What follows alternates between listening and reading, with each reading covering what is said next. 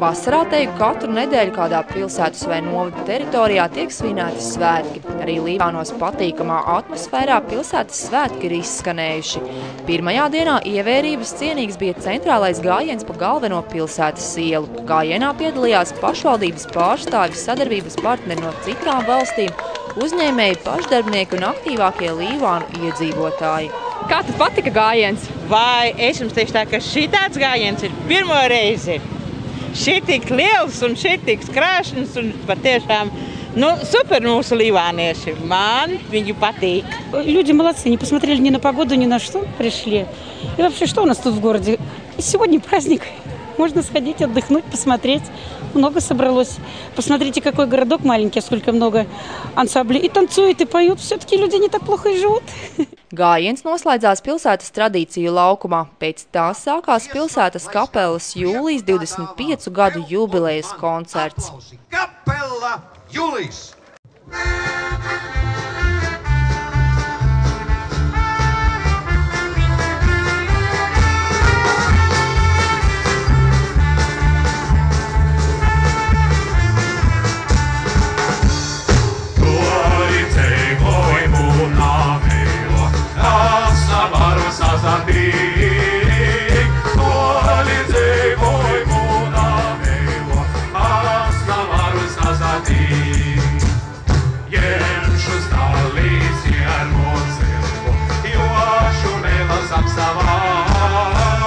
Savukārt, lai kaut nedaudz svētku sajūtu radītu tiem pilsētniekiem, kuri svētkus nevar apmeklēt, Latgales amatniecības centrā vietējie iedzīvotāji gleznās iemūžināja ziedu kompozīcijas, kuras tradicionāli tiek veidotas pilsētas svētkos Līvānos. Šīs gleznas tiks dāvinātas vietējai slimnīcai. Man patīk zīmēt, un es domāju, ka es varēšu iegūt kaut ko jaunu no tā zīmēšanas, jo man ļoti patīk darboties.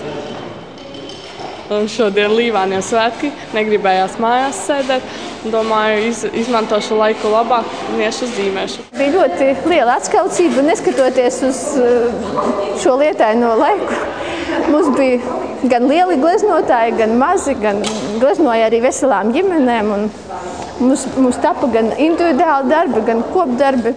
Jautāju jaunajām māksliniecēm, ja viņām ar otas palīdzību būtu jāiemūžina Līvāni, kādi tie izskatītos. Es noteikti izmantotu zaļo, jo mēs esam zaļa pilsēta un arī sakopta.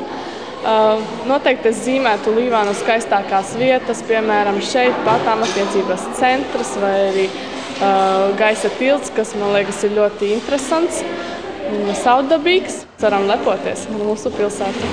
Es zīmētu kustība, kāda notiek Līvānos, kā upe plūst cilvēks, mašīnas. Es domāju, krāsas, apmēram visas tādas, kādas redzos pilsētā, jā. Vai tu Līvānos jūties labi?